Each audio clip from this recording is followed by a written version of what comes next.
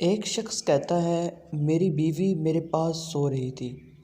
اس دوران اچانک مجھے فیس بک پہ نوٹیفیکیشن ملا۔ ایک لڑکی نے مجھے فرینڈ لسٹ میں شامل کرنے کے لیے فرینڈ ریکویسٹ سینڈ کی تھی۔ میں نے سوچا کہ دیکھتا ہوں یہ کون ہے جس نے مجھے فرینڈ ریکویسٹ سینڈ کر دی ہے۔ ہو سکتا ہے کوئی جاننے والی ہو تبھی اس نے فرینڈ ریکویسٹ سینڈ کی ہے۔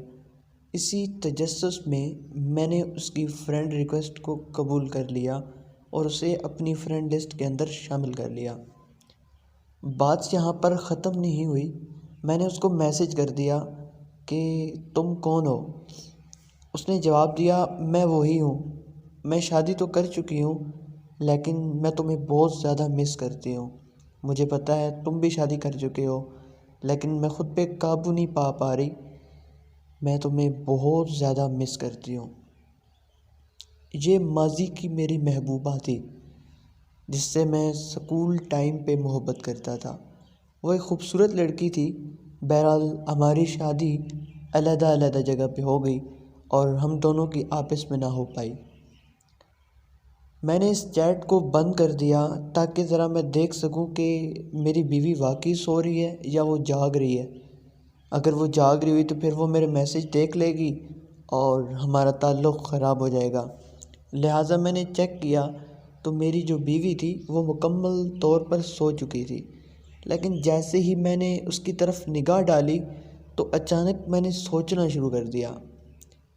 میں نے یہ سوچا کہ وہ گھر کے سارے کام کرنے کی وجہ سے تھک ہار کر گہری نیند سو رہی ہے اور میں اسے دھوکہ دینے لگا ہوں۔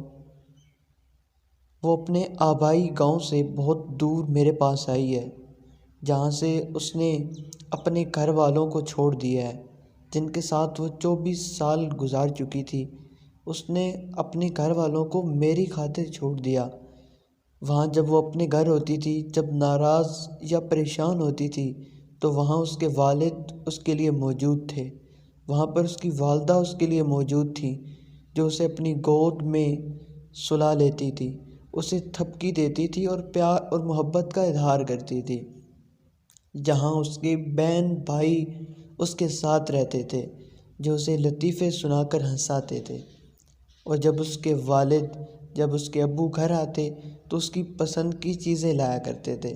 یہ سارے خیالات میرے ذہن میں آنے لگے کہ میں ایک ایسی خاتون کو دھوکہ دینے لگا ہوں کہ جو خاتون اتنی قربانیاں دے کر میرے پاس آئی ہے، اس نے مجھ پر اعتبار کیا ہے اور میرے ساتھ میرے نکاح کے بندھن میں بندھ چکی ہے۔ اتنا سوچنا تھا کہ میں نے فوراً ہی فون اٹھایا اور اس لڑکی کو بلاک کر دیا، کیونکہ شیطان میرے دل میں داخل ہو رہا تھا اور میں نے چاہا کہ شیطان کو کامیاب نہ ہونے دوں، بیوی کو دھوکہ نہ دوں، اور میں نے اس کو بلاک کر دیا۔ پھر میں نے اپنی بیوی کی طرف رخ کیا اور اس کے پاس ہی سو گیا۔ کیونکہ میں ایک مرد ہوں اور مرد کبھی بھی دھوکہ نہیں دیتا ہے، اور جو دھوکہ دیتا ہے وہ فطرتاً مرد نہیں ہوتا ہے، اور ایسا شخص جو اپنی بیوی کو دھوکہ نہیں دیتا اور اپنا قبیلہ نہیں توڑتا وہی کامیاب شخص ہے۔ میاں بیوی میں محبت تب کم یا ختم ہونے لگتی ہے جب کوئی تیسرا ان کے درمیان آ جاتا ہے۔ اللہ تعالیٰ تمام جوڑوں میں محبت قائم رکھے۔ جتنے بھی لوگ آپس میں نکاح کے بندھن میں بندھ چکے ہیں، اللہ تعالیٰ ان کی محبت کو قائم اور دائم رکھے۔ دوستو، آپ بھی اگر اپنے پارٹنر کو دھوکہ دے رہے ہیں تو یہ دنیا مکافات عمل ہے۔ آج آپ دے رہے ہیں، کل آپ کے ساتھ دھوکہ ہو سکتا ہے۔ تھوڑا نہیں، پورا سوچئے، مکمل سوچئے۔